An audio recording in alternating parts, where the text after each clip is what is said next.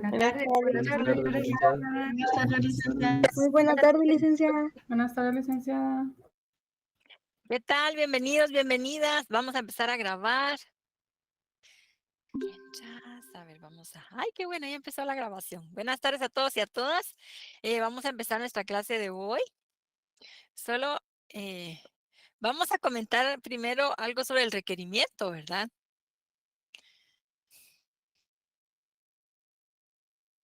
Quiero ver si tengo aquí. Sí, aquí tengo el archivo. Listo.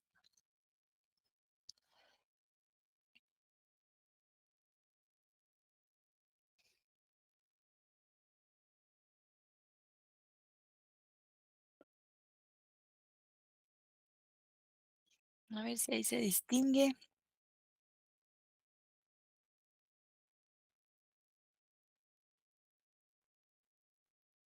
Bueno. Ok, ¿qué tal? ¿Cómo les fue con la tarea sobre el requerimiento?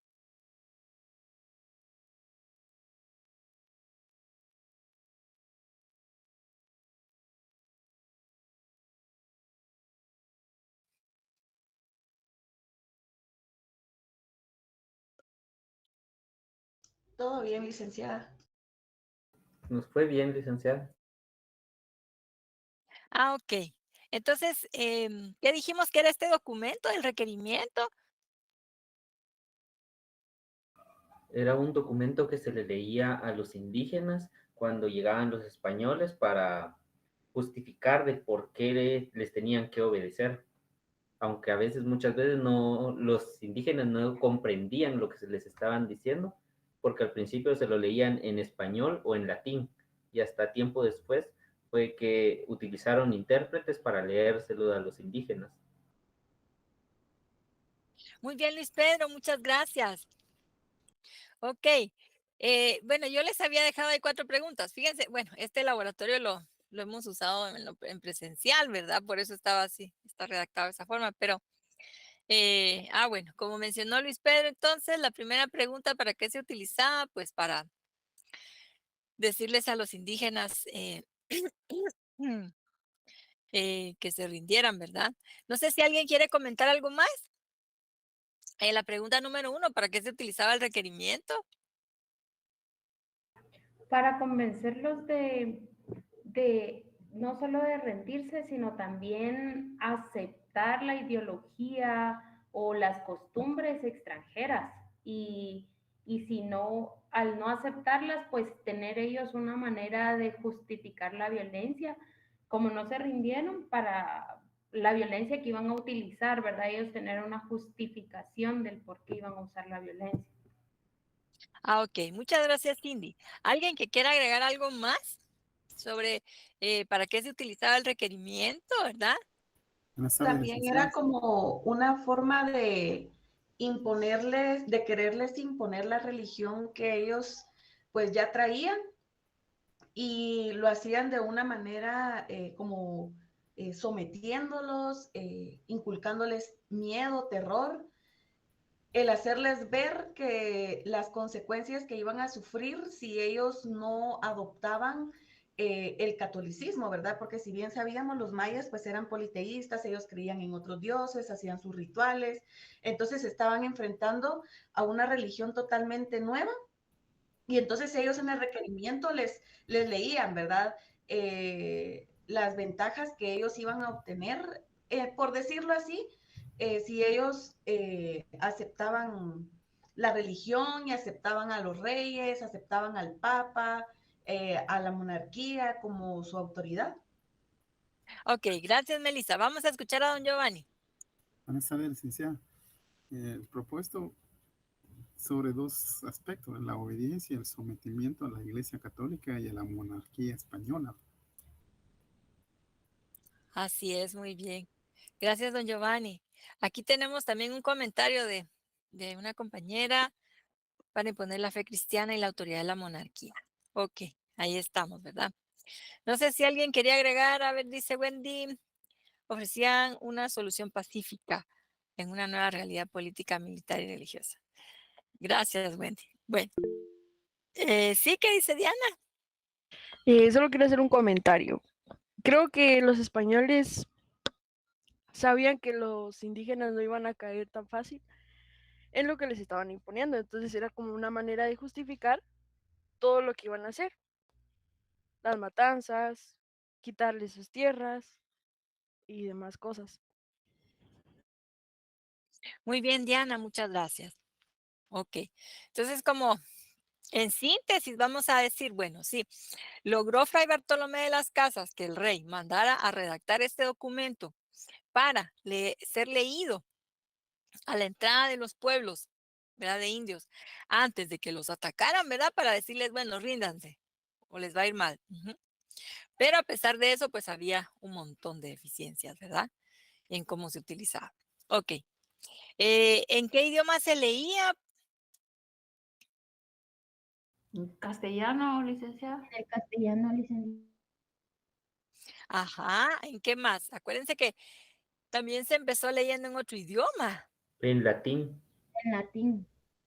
Latín, ¿verdad? Fíjense que el latín, aquí, por ejemplo, en nuestro país, las misas, todavía en los años 60 se oficiaban en latín. Entonces la gente se aprendía de memoria las respuestas en latín. Imagínense eso. Va. Entonces, en ese entonces, pues el idioma, se trajeron ellos el latín, que era un idioma utilizado dentro de la religión cristiana, ¿verdad? Católica. Ok. Y posteriormente, como mencionaba Luis Pedro, pues entonces ya tuvieron que utilizar intérpretes porque obviamente Fray Bartolomé y otros religiosos estaban ahí pendientes. Bueno, muchas, sí, no tiene sentido que lo estén leyendo, ¿verdad? En otro idioma que no lo van a entender los indígenas, entonces es pura trampa, ¿verdad? Ellos tuvieron que utilizar intérpretes, ¿verdad? Otro de los vicios era que pues lo leían desde los barcos y bien lejos a medianoche y que nadie los escuchara, ¿verdad? Entonces era un plan con maña, como ahí mencionaban varios de ustedes. Sí, ¿qué dice Wendy? Buenas tardes, licenciada. Fíjese que también en lo que investigué me pareció, me pareció así como que injusto, ¿verdad? Porque lo que usted mencionaba de las deficiencias que tenía el requerimiento, una de ellas era de que, por ejemplo, mientras un fray, que era, me imagino, como un mediador, ¿verdad? Entre españoles y los indígenas, leía el requerimiento, ya los españoles ya estaban alistando sus armas, ¿verdad? Para poderles atacar. O sea, como quien dice de que si no, sí o sí tenían que aceptar el requerimiento, si no en ese mismo ratito empezaba la guerra entre ellos, ¿verdad? Sí, sí, así es Wendy. Era pura la forma, ¿verdad? Tramposa en la que la utilizaban. Ok, bueno, entonces, ¿qué consecuencias? La pregunta número 3, ¿qué consecuencias vendrían para los nativos si se negaban al requerimiento? Comenzaría una guerra inmediata y los esclavizaría. Muy bien, Dulce, ¿qué más? ¿Qué más podemos decir? Les iban a quitar sus tierras y a sus familias para volverlas esclavas. Así es, Luis Pedro. Ajá. Cierto, las iban a despojar de sus pocas riquezas. Sí, entonces vemos que las amenazas eran serias, ¿verdad? Ok, y bueno, ¿qué podemos de lo que, yo no sé si lo trabajaron en grupo, si lo trabajaron en individual, perdón, pero opinión del grupo sobre el valor histórico que tiene este documento? ¿Qué dice Daniel? Daniel que levantó la mano. Licenciada, yo con una duda sobre eso, si era grupal o individual. Así, nosotros con mis compañeros hicimos un grupo para trabajar esa parte y no sé si tenía que solo una persona mandar como el coordinador, por así decirlo, mandar la tarea o todos. Ujú. Fíjese que sí lo pueden subir cada integrante del grupo, ¿verdad? Y si el coordinador así en la tarea, en la carátula, dicen los nombres y con los carnets, ¿está bien así también o sí también Sí, sí está todos? bien que tengas tu carátula para saber quiénes están en cada grupo, pero fíjese que sí les voy a pedir que cada quien suba la Ah, ok. tarea de su grupo, sí, es mejor. Ajá. Ah, ok. Muchas gracias. Gracias, Daniel.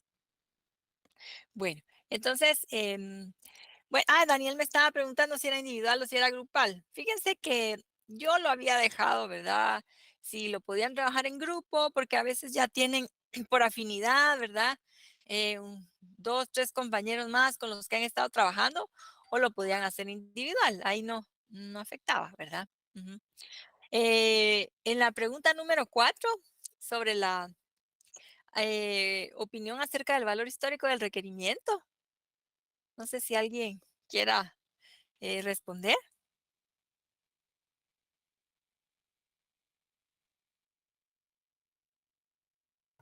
Tenía valor jurídico porque con ese requerimiento se justificaban de la guerra que les hacían. Sí, así es, Luis Pedro. A ver, ¿alguien más que quiera comentar? Sí, ¿qué dice Keila? Nosotros pusimos que tiene un valor histórico porque pues muchas cosas del presente se explican si vemos nuestra historia. Entonces Guatemala fue un país que fue parte de los que fue conquistados, entonces por eso vemos que es un país sometido, un país que siempre ha sido pobre, bueno, empobrecido porque fue a causa de lo que nos hicieron otras personas, y en su valor jurídico también porque pues como decía un compañero, ellos nos impusieron muchos dogmas y creencias, y entre ellos pues creo que su forma en ese tiempo, sus leyes.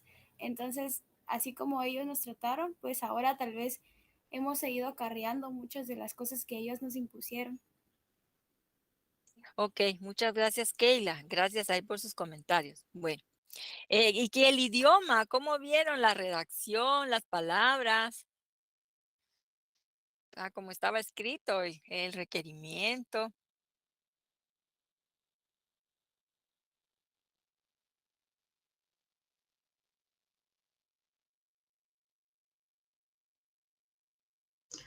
Pues a grandes rasgos, si uno iba leyendo la carta o el requerimiento, a grandes rasgos uno más o menos sabía lo que iba diciendo, pero sí habían palabras que definitivamente no se entendían. E incluso, al menos yo busqué como que la traducción para leer bien la carta e irla comparando con la que estaba escrita en ese idioma. Ok, muy bien, Melissa. A ver, ¿alguien más que quiera comentar algo sobre el lenguaje, ¿no? Con el que estaba escrito el requerimiento? Estaba claro, notamos la diferencia, no sé, con el castellano actual. ¿Qué dice Selvin? Entre español y portugués, antes que se separaran idiomas diferentes. Sí, es ahí una combinación. Y pues vamos viendo cómo también va cambiando el idioma, ¿verdad? Se va modificando. Más adelante vamos a ir viendo otros documentos, ¿sí? Entonces ahí como que vamos a ir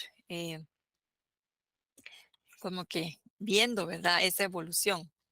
No sé si alguien tenía otro comentario sobre las palabras usadas en ese entonces, sobre el idioma en el que estaba escrito.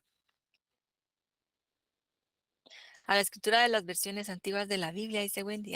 Qué interesante, Wendy, gracias. Y entonces está escrito en castellano antiguo. Ujú. Fíjense que como la reina Isabel fue la que apoyó directamente a Cristóbal Colón, ella era la soberana del reino de Castilla.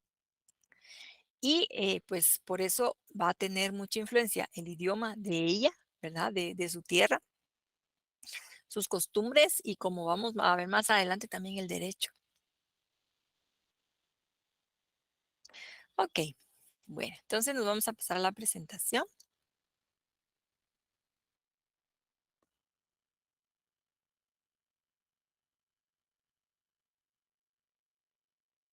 ¿Sí se ve? Sí, Sí, licenciado. licenciada, a ver. Ok, gracias. Ay, no, miran que el año pasado no me di cuenta y el grupo no me dijo nada. Fue precisamente en el curso de historia. Yo di una clase, pero sin la presentación, y yo iba de explicar, iba de hablar, y me di cuenta hasta que vi la grabación y yo dije, ay, no.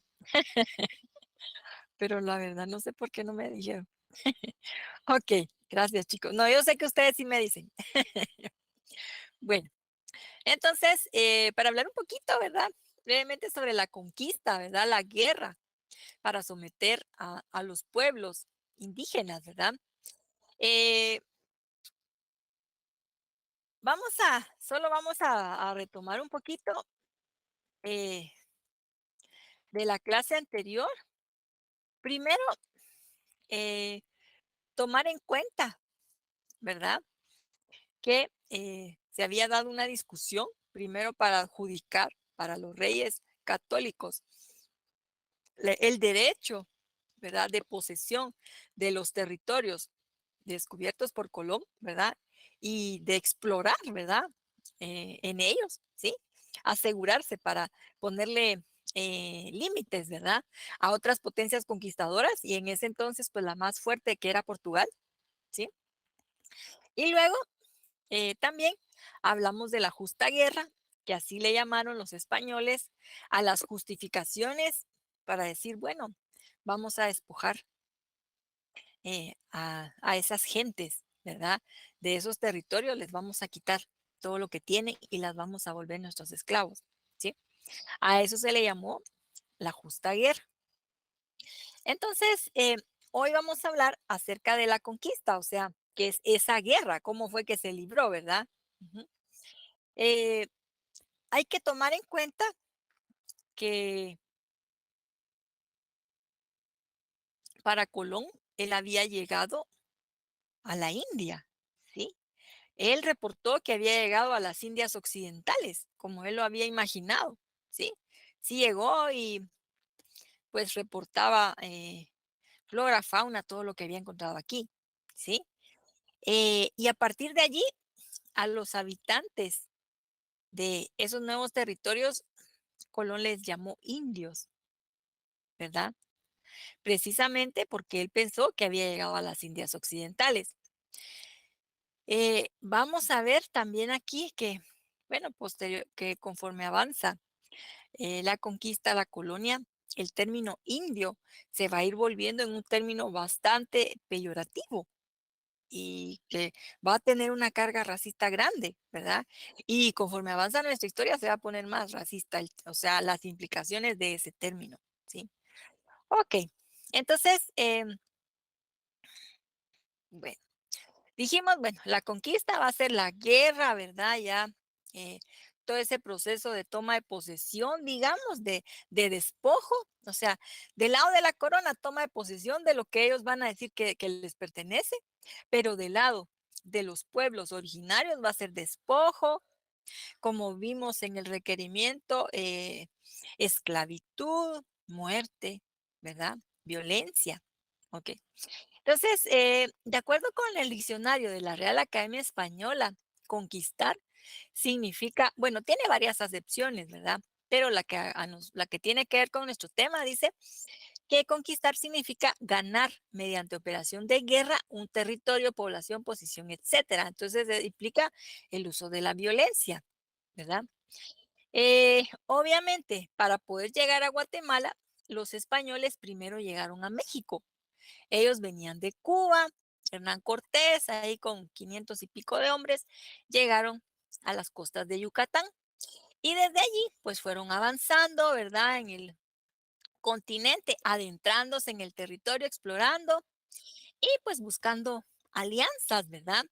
Como nosotros habíamos mencionado, ellos fueron identificando quiénes eran quiénes son aquí los más importantes, los más poderosos. En el caso de México, pues eran los aztecas y quiénes son sus enemigos.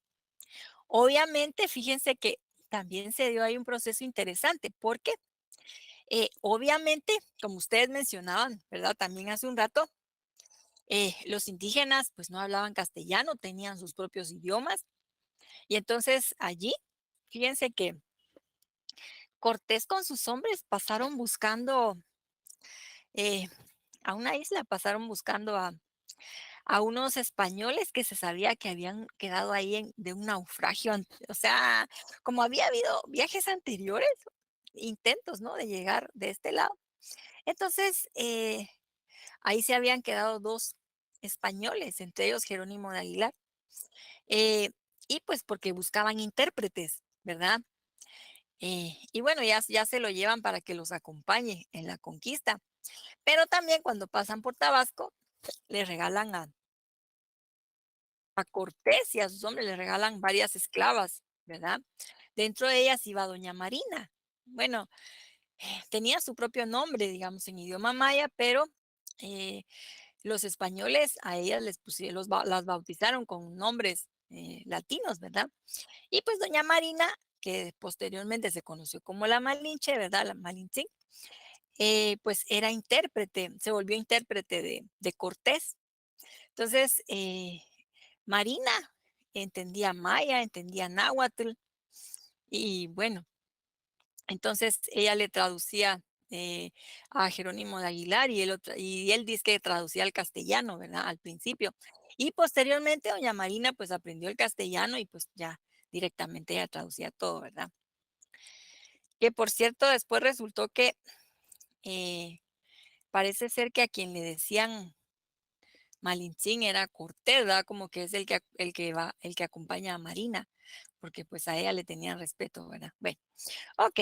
Entonces llegan, conquistan Tenochtitlan y luego Cortés manda a Pedro de Alvarado para que vaya más al sur a conquistar, ¿verdad? A conocer ahí a ver qué poblados hay y pues que venga a tomar posesión en nombre de la corona de España. Resulta que Alvarado era de los conquistadores más sanguinarios, era muy violento, era muy abusivo, no respetaba a los indígenas, ¿verdad? O sea, entonces se ensañaba mucho en contra de ellos. Le generó muchos problemas a Cortés cuando estaba en Tenochtitlan y entonces por eso Cortés se lo sacudió, ¿verdad? Prácticamente y lo mandó más al sur. Y entonces a nosotros nos tocó, ¿sí? Lamentablemente. Ok, entonces empieza la etapa militar, como dijimos, pues la conquista era una etapa de guerra. En cuanto a las armas que utilizaban los españoles, ¿verdad? Bueno, vamos a hablar brevemente acerca de los factores que influyeron y que estuvieron a favor de los españoles para derrotar, ¿verdad? A los pueblos que se encontraban acá en Guatemala. Ok, uno de esos factores fue la superioridad en cuanto al armamento. Fíjense que los españoles que venían con Alvarado no eran muchos, ¿verdad? Se calcula que eran más o menos 160 que venían a caballo, ¿verdad? Otros de entre 200, 300 que venían a pie, unos que usaban ballesta, ¿verdad? Estos tipos de arco, ¿verdad? Pero que disparan con más potencia, ¿sí? Traían también armas de fuego, ¿verdad? Que usaban pólvora, entonces rifles, traían cañones, venían 4 cañones, ¿sí? Tenían armas también de metal que eran bastante filosas y bueno, usaban la caballería, ¿verdad? Frente a las armas que utilizaban acá los indígenas, ¿verdad? Arco, flecha, lanza, las macanas, que son mazos de madera que tenían unas piezas de obsidiana o de otra roca que así bien afiladas, ¿verdad? Como en este ejemplo, cerbatanas, ondas y los escudos, ¿verdad? Los escudos que se hacían con algodón y que se endurecían con sal, ¿verdad? Okay. Las estrategias de guerra. Los españoles llegaron a las ciudades indígenas presentándose como amigos. Y ya estando adentro, atacaban así a traición, ¿verdad? Mientras que para los pueblos que ya habitaban acá, ¿verdad? Los pueblos americanos, ¿sí? Tenían una ética de la guerra. Entonces, sí, obviamente peleaban, ¿verdad? Pero había un honor en las batallas. Ellos se declaraban directamente la guerra, ¿verdad? Ajá. Ya se sabía quiénes eran amigos y quiénes eran enemigos. Otra cuestión era que empezaban las batallas al amanecer y al atardecer. Todos iban a descansar y nuevamente retomaban al día siguiente, ¿sí? Pero mientras la lógica, ¿verdad?, de los españoles fue engañar y traicionar. Sí, Pablo, no se preocupe, no hay problema. Ok. Bueno, otro de los aspectos importantes fue el uso de la caballería, ¿verdad?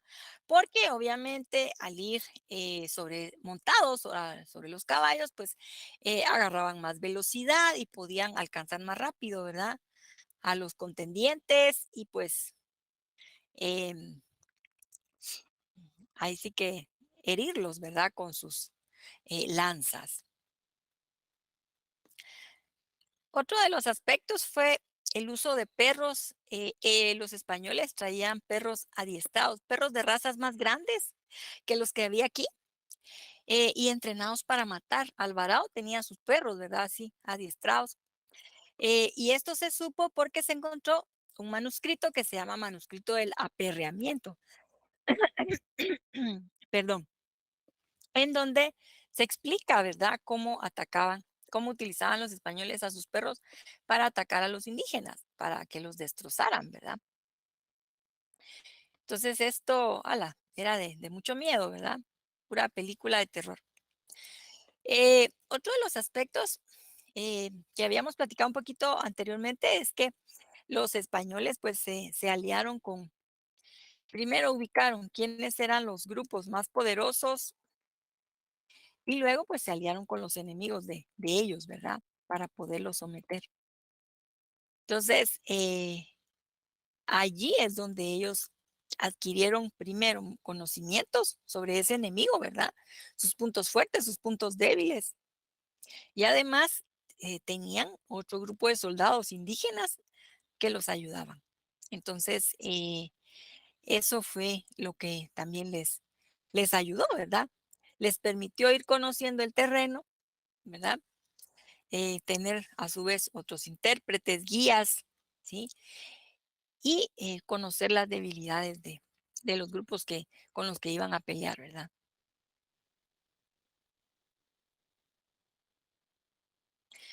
Otro aspecto que influyó también fueron las enfermedades, porque habían un montón de padecimientos para que los indígenas aquí no tenían defensas, ¿verdad? Yo no sé, bueno, con la pandemia vimos, ¿verdad? Cómo pueden impactar virus, bacterias que son ajenas para las que el organismo no tiene defensas y que entonces, mientras surgen esas defensas, pues hay muchas muertes, ¿verdad? También yo no sé si vieron la película de la Guerra de dos Mundos. Está interesante ver cómo esos virus sí pueden afectar, ¿no? Cuando no, cuando son grupos extraños, ¿verdad? Muy ajenos. Entonces, los españoles trajeron varias enfermedades con ellos, la gripe común, ¿verdad? Sarampión, rubiola, viruela y enfermedades venéreas. Enfermedades que eran comunes aquí en América, enfermedades intestinales, ¿verdad? Todo el tema de parásitos, ese tipo de cosas. Pero todas estas que mencionamos acá, no, aquí no existían. Entonces, diezmaron muchísimo a la población en poco tiempo. Bueno, creo que menciona, no sé si fue acá en esta sección que mencionaba la clase pasada, Apocalipto, ¿verdad? Ahí en Apocalipto se ve cómo va llegando el virus, ¿verdad? Y cómo la gente va cayendo enferma. Está interesante esa parte.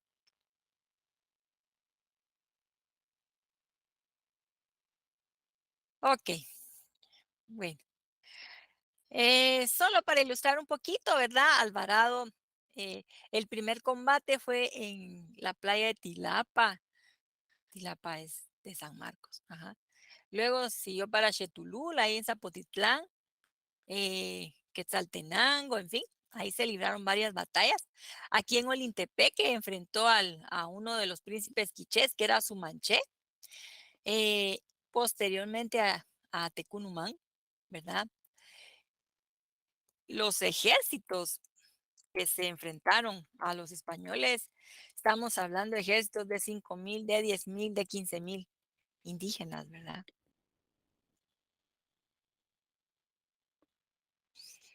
Ok, bueno, y después llegó a, a la cuenca del lago de Atitlán, en Isimché también, bueno, pasó por Isimché para derrotar a los, em, para tomar posesión de la ciudad de los cachiqueles, ¿verdad?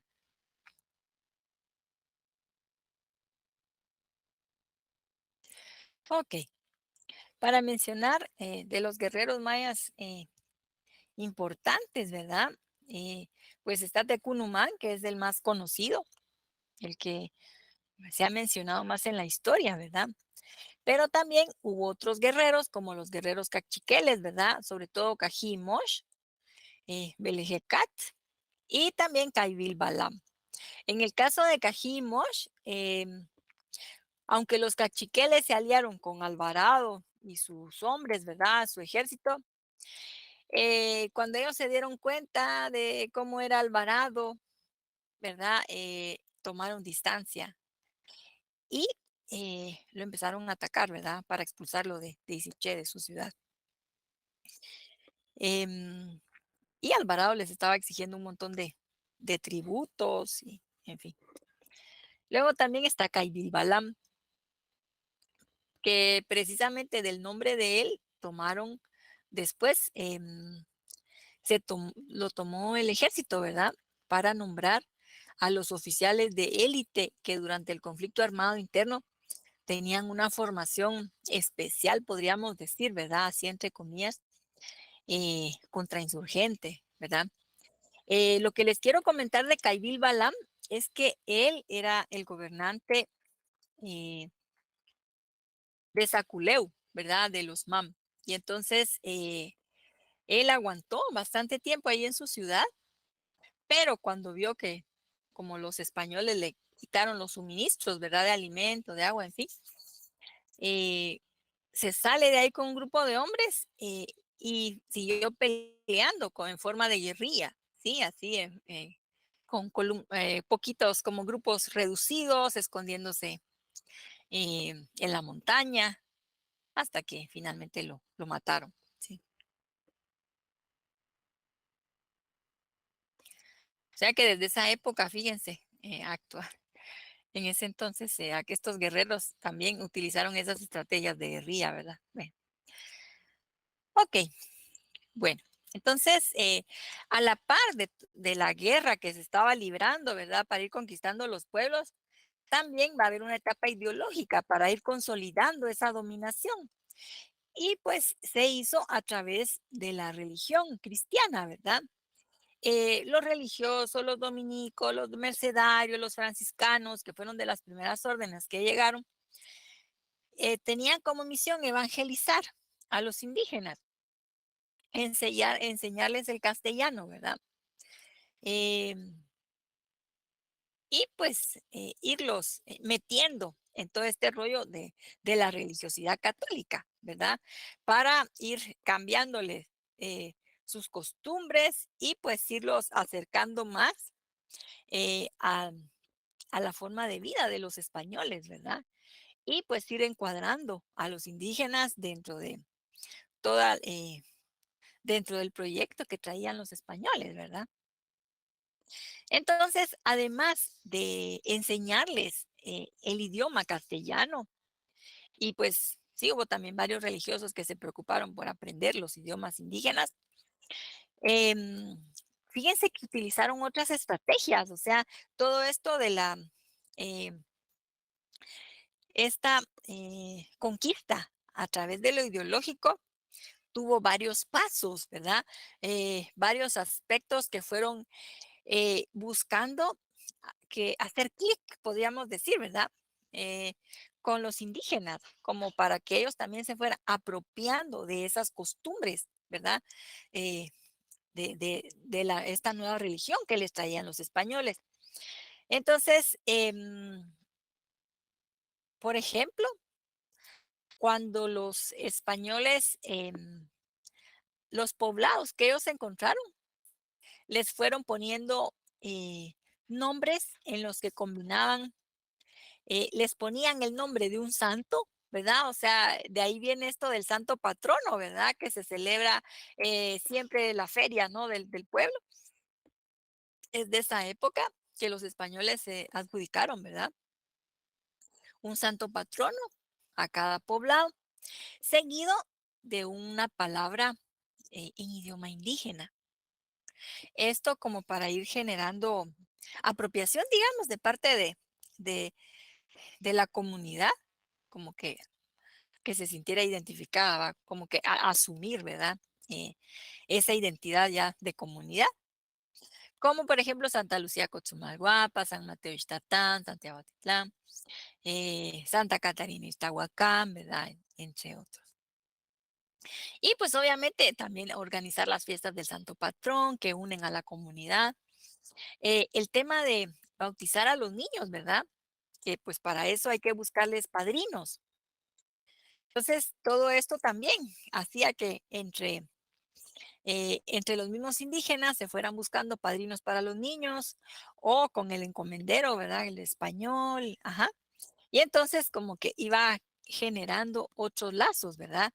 Para relacionarse, como que acercando más, ¿verdad? O reforzando la amistad a través de esto que, bueno, vamos a cuidar del niño o de la niña, ¿verdad? Ujú. Sí sabemos cuál es la función que tienen los padrinos de bautismo. A ver, ¿alguien que quiera comentar?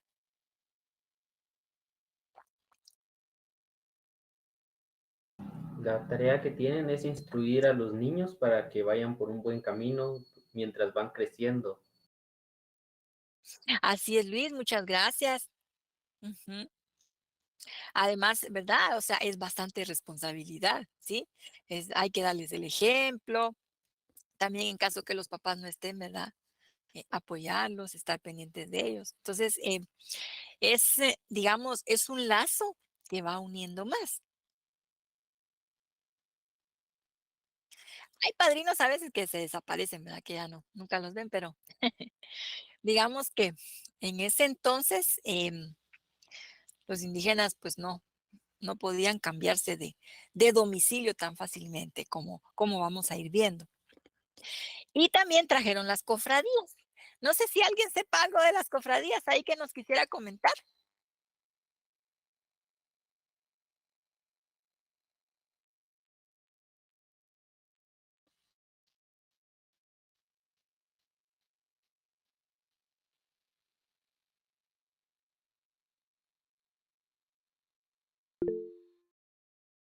¿Qué dices, Ayani?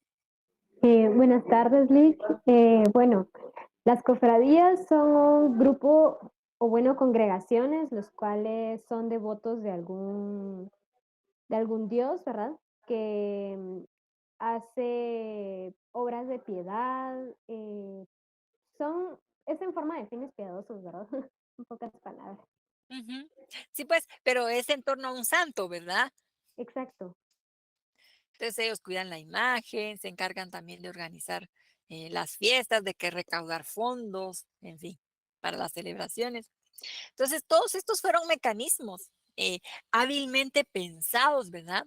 Para reforzar y para que la religión que traían los españoles fuera siendo aceptada en las comunidades indígenas, ¿verdad? Ok. Y pues esto de la cofradía también era una cuestión de estatus, ¿verdad? Estar en la cofradía, pues los más importantes, los principales, ¿sí? Entonces también diferenciaba, ¿verdad? En relación a los demás, ¿sí? Sí, ¿qué dice Tania? Disculpe, licenciada, ¿será que no me podría regresar a la diapositiva anterior? No. A ver, ahí está. Gracias. Bueno, Tania. Ok, bueno. Bueno, y también luego fundaron la capital de Guatemala, ¿verdad? Como para ir,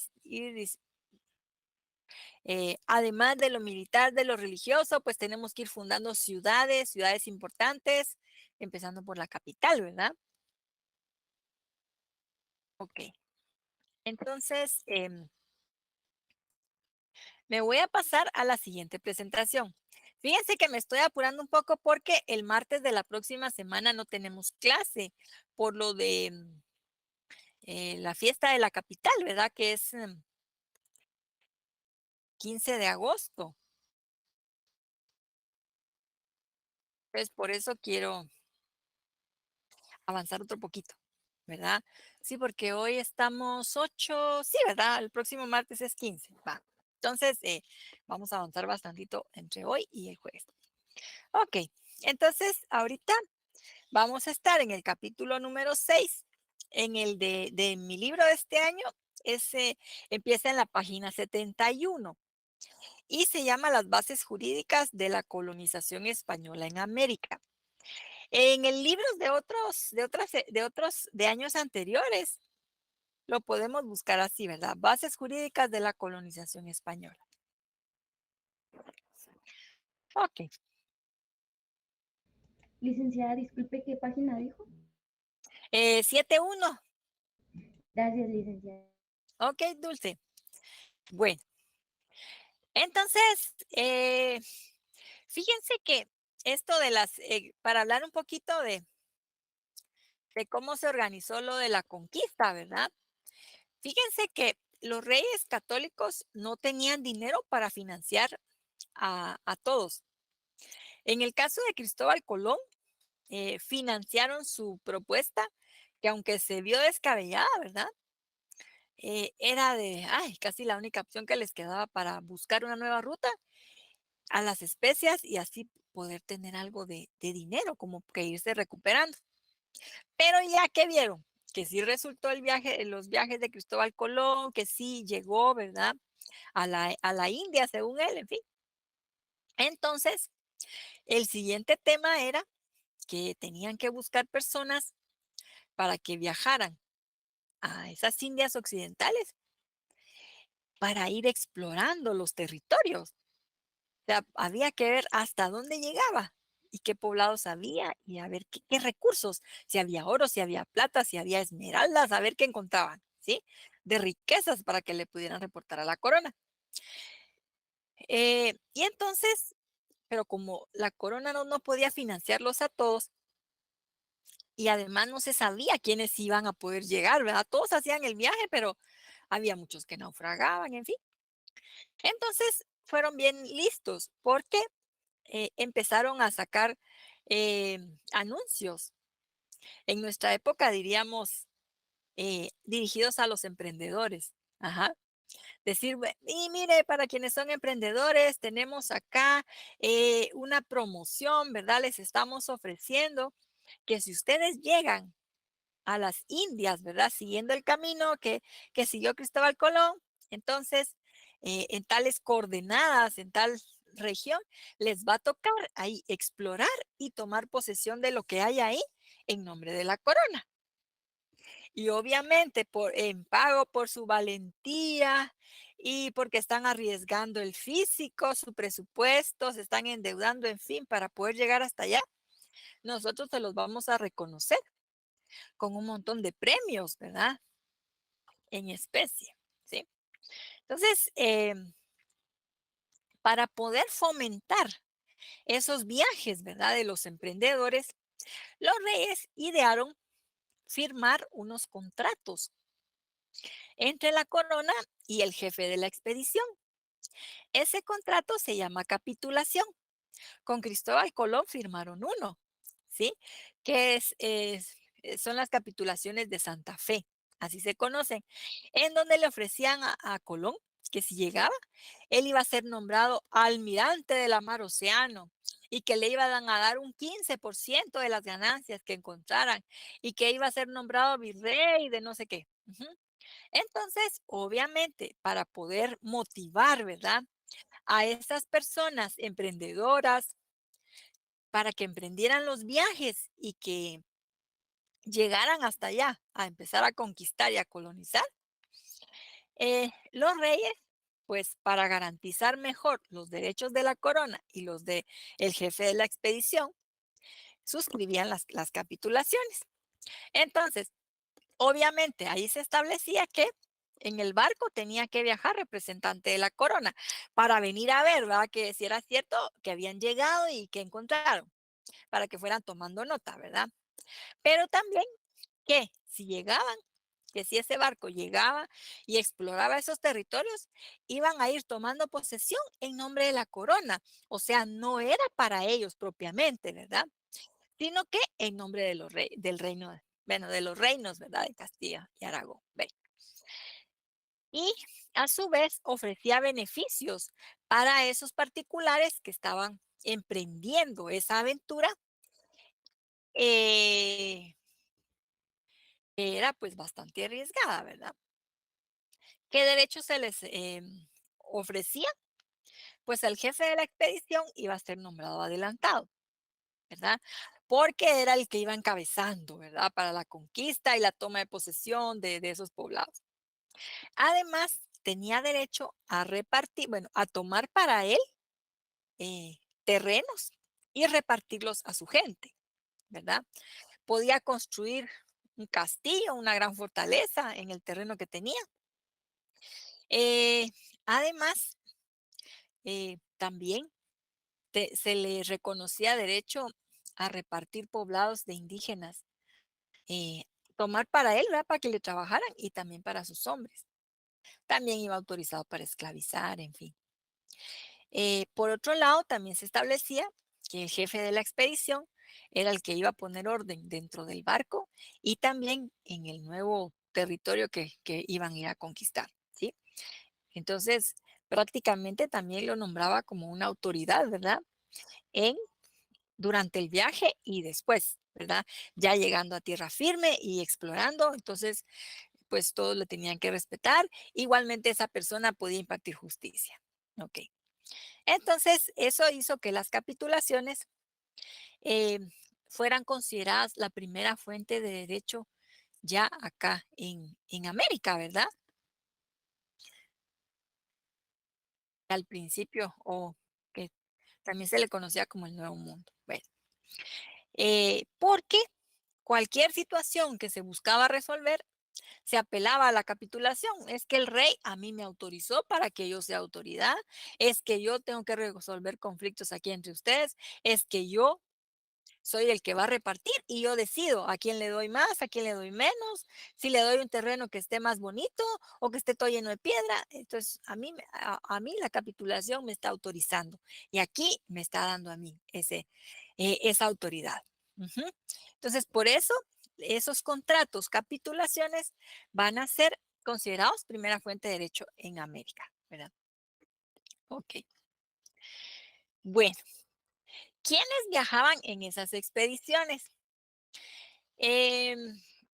Fíjense que al principio, por ejemplo, cuando Cristóbal Colón hizo su primer viaje, nadie quería viajar con él, porque era una aventura muy nueva. La gente tenía miedo, como dijimos, de aventurarse así a mar abierto. Y entonces los reyes ahí tuvieron que decretar unas reales cédulas para sacar a presos, reclusos de la cárcel. Supuestamente dijeron que eran personas que no tenían delitos graves, ¿verdad? Que no habían sido asesinos y ese tipo de cuestiones de delitos, ¿verdad? Pero ellos acompañaron a Colón y posteriormente empezaron a enrolarse también otro tipo de personas que buscaban agenciarse de fondos. ¿Por qué creen ustedes qué motivaciones pudieron haber tenido los que acompañaban a Cristóbal Colón? Aparte de los presos, ¿verdad? Que ni modo venían obligados, pero otro tipo de personas que podían viajar y llegar al Nuevo Mundo. ¿Por qué creen ustedes que llegaban aquí?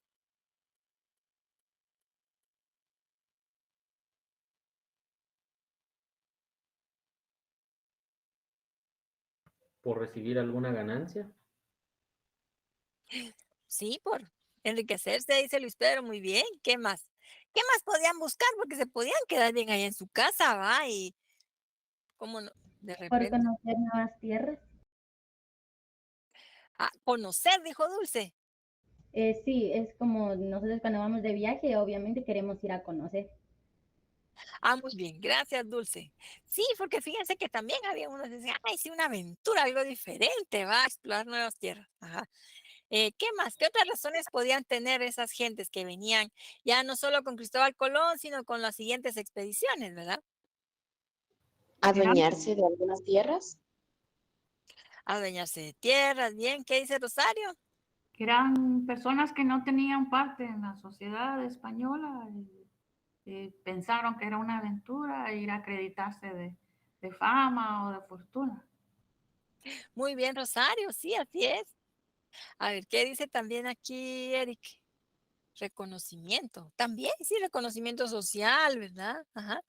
Fíjense que hubo también, ¿verdad? Los reyes motivaron, ¿verdad? Ya que Colón había llegado, ya que se sabía la ruta, ¿verdad?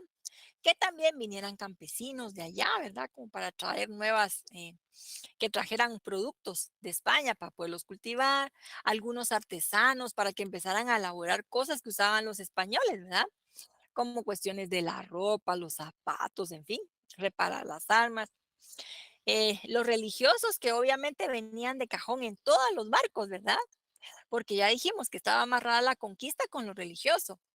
Los oficiales del rey que tenían que ir tomando nota, va bien pilas en nombre del rey.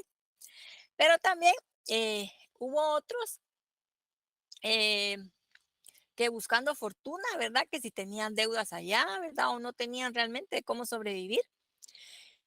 Y también hubo unos personajes a los que se les llamó los segundones hijos dalgos. Fíjense que como en España, pues existía la nobleza, ¿verdad? Que eran familias, digamos, de abolengo, que a los que se les habían concedido títulos, ¿verdad? Conde, marqués, vizconde. Uh-huh. Y entonces, resulta que el que gozaba del título y de la herencia, de la riqueza de la familia, era el hijo varón, el mayor, ¿sí? El primogénito, varón. Bueno. Y entonces, del segundo varón en adelante, pues solo tenía el nombre, pero realmente ya no tenía herencia. Y por eso varios de ellos se arriesgaban también a viajar a América, ¿verdad? Porque realmente, pues aquí, si podían llegar, conquistar poblados, sí, ahí sí que la hacían redonda porque iban a tener tierras, iban a tener gente que les trabajara. Entonces, aquí iban a ser importantes, sí, iban a tener un estatus, ¿verdad? Que allá no lo tenían. Ok, y entonces personas a las que se les prohibía viajar, pero que a veces se colaban, ¿verdad? Siempre había polizones en los barcos. Los descendientes de los moros y de los judíos. Eh, Fíjense que se prohibió porque los moros eran los musulmanes. Ujú. Entonces, para evitar que otras religiones llegaran al Nuevo Mundo. Los herejes reconciliados.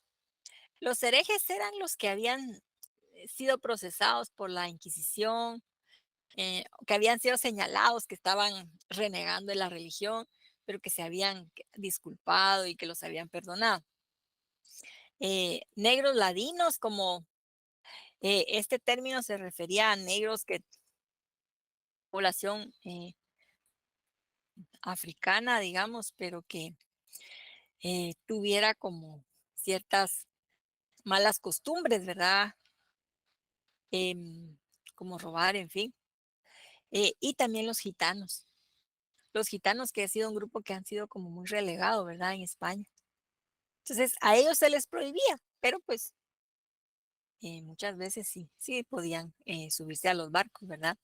Digamos, la aventura y todo lo que se ofrecía, que podían encontrar aquí, todas las riquezas, reconocimiento social, propiedades, era bastante tentador para mucha gente, ¿verdad?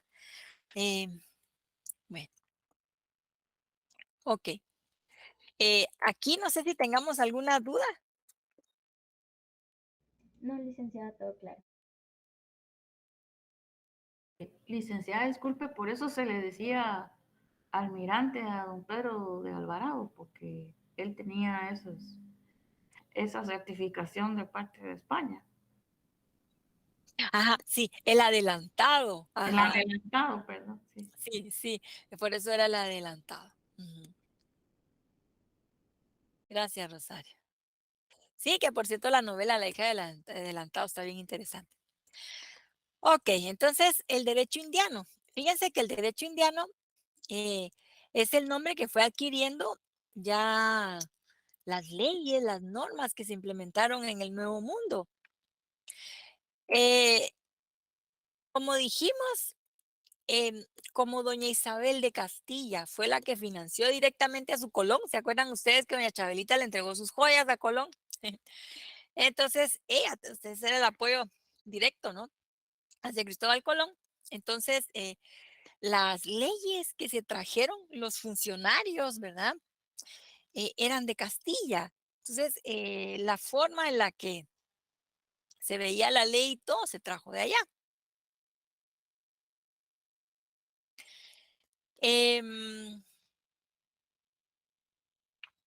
Además, fíjense que este tipo de derecho, ¿verdad? Pues miren, aquí les traigo una definición, ¿verdad? Derecho indiano. Conjunto de leyes y disposiciones de gobierno promulgadas por los reyes de España y otras autoridades subordinadas a ellos para establecer un régimen jurídico en las Indias Occidentales, ¿verdad? Pero lo que vamos a encontrar fue que aquí el derecho fue tomando sus propias características, ¿verdad? Porque por un lado, dijimos que estas capitulaciones, ¿verdad? Los contratos que habían hecho los reyes con los jefes de las expediciones tenían un valor y una importancia jurídica, legal. Ajá. Entonces, eso, ¿verdad? Fue generando que los jefes de las expediciones impartieran justicia a su manera o como ellos quisieran, y pues que empezaran a ir resolviendo situaciones a su modo, ¿verdad?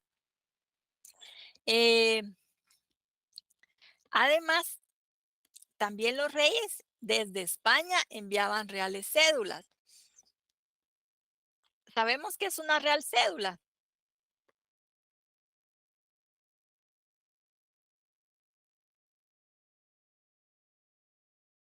No, licenciada. Real cédula era un decreto, una ley, ¿verdad? Ajá. Se le llamaba real cédula. Como que dijéramos ahorita, ley del servicio público, decreto número tal. Va.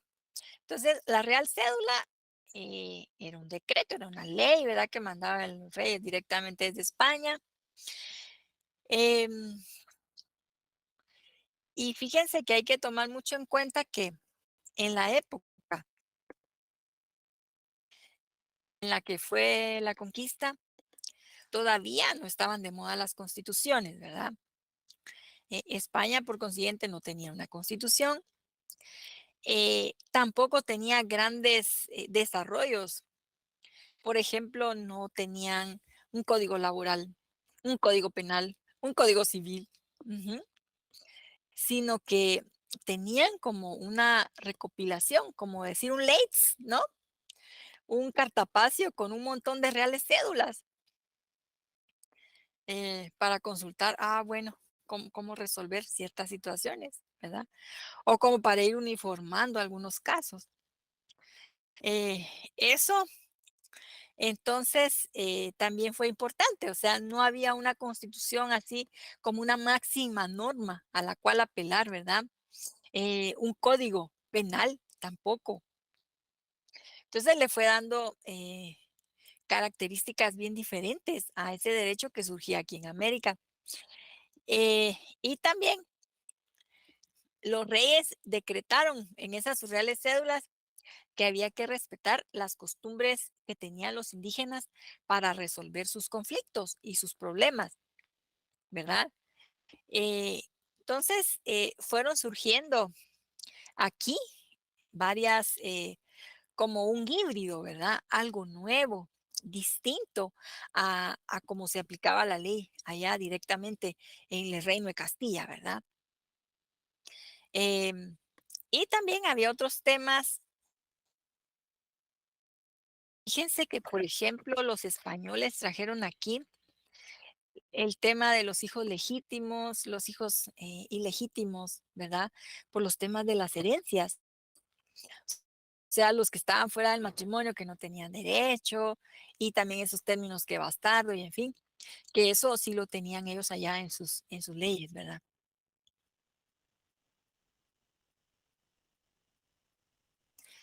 Bueno, entonces, digamos que ese derecho indiano fue adquiriendo ciertas características, ¿verdad? Sobre todo estas 4 que ahorita les voy a explicar. Por un lado, estaba el casuismo acentuado. Casuismo viene de caso.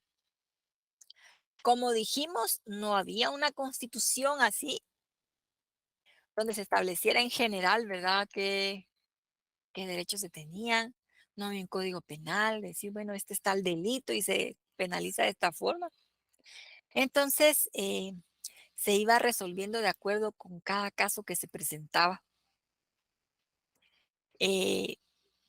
La ventaja es que ya después de tener varios casos parecidos, ya como que se iba asentando cierta jurisprudencia, ¿verdad? Bueno, ya estos casos de robo se resuelven de esta forma, ¿va? Ya estos 10, 15 lo resolvimos así, entonces ya esta va a ser como que una regla para resolverlo, ¿no? Para penalizarlo. Luego también estaba la gran minuciosidad reglamentista. Pido disculpa porque estas palabras no son mías. Es Otzkap Deki, un especialista en derecho indiano. Entonces, la otra era la gran minuciosidad reglamentista. Minuciosidad viene de minucioso, de muy al detalle, ¿verdad? Y eso tiene que ver con que como los reyes nunca viajaron a América, nunca conocieron, no sabían, o sea, realmente nunca conocieron, ¿no? Y entonces como querían tener controlados a sus funcionarios, ¿verdad? Porque pues, sabían que desde lejos y todo, pues había corrupción y en fin. Entonces ellos pedían que se les mandara, ahí sí que casi copia de todos los expedientes y de decisiones, de resoluciones administrativas, todo el papeleo se iba para España también, ¿sí? Para que los reyes y sus funcionarios, vamos a ver más adelante las instituciones que crearon, ¿verdad? Especialmente y entonces, para tener control, según ellos, de todo lo que aquí sucedía. Y pues obviamente también querían responder, ¿verdad? Mandar respuestas a algunas situaciones que aquí demandaban solución. Eso hizo, fíjense que yo estaba viendo la vez pasada un reportaje sobre el archivo de Indias que está en Sevilla, que es donde está toda esa papelería administrativa. Dice que son kilómetros de papelería que tienen ahí archivados por toda esta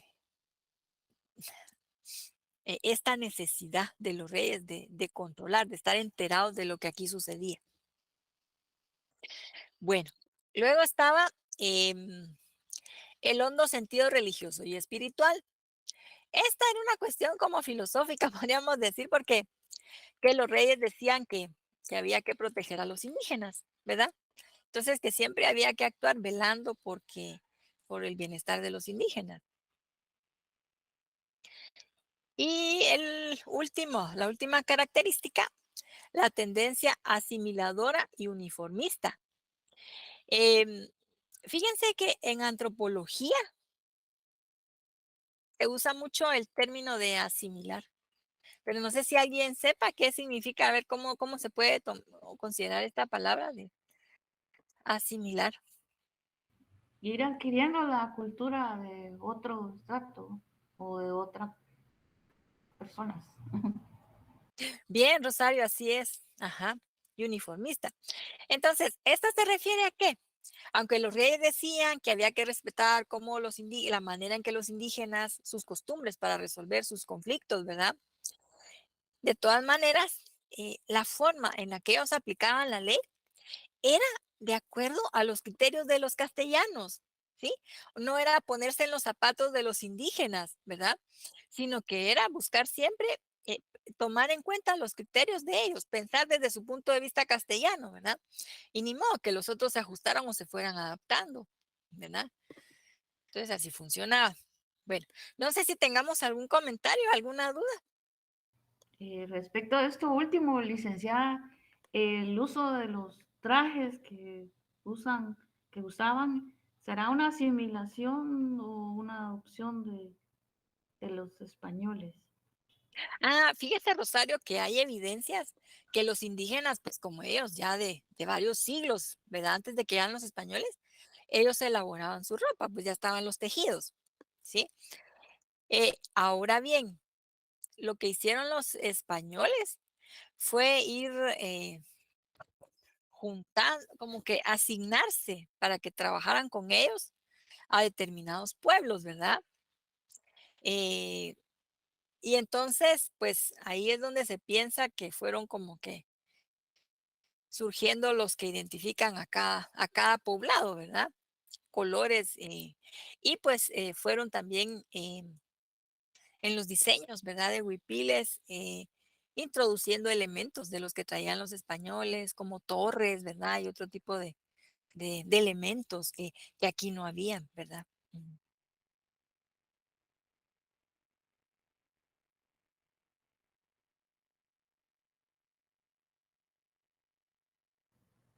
Gracias.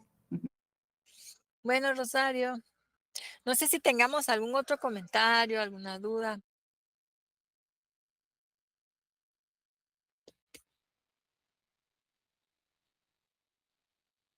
Creo que no, licenciada. Creo que todo está claro. Está claro, dice Luis Pedro. Ay, miren, hoy avanzamos un montón, gracias.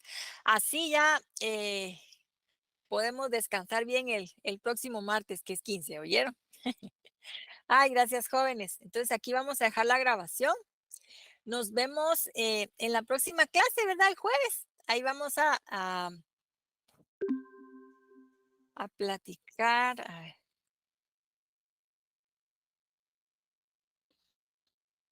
Vamos a hablar sobre el gobierno y la administración, ¿verdad? Colonial. Bien. Ok, entonces cuídense bastante. Nos vemos el jueves. Gracias, licenciada. Feliz tarde, licenciada. Feliz tarde, licenciada.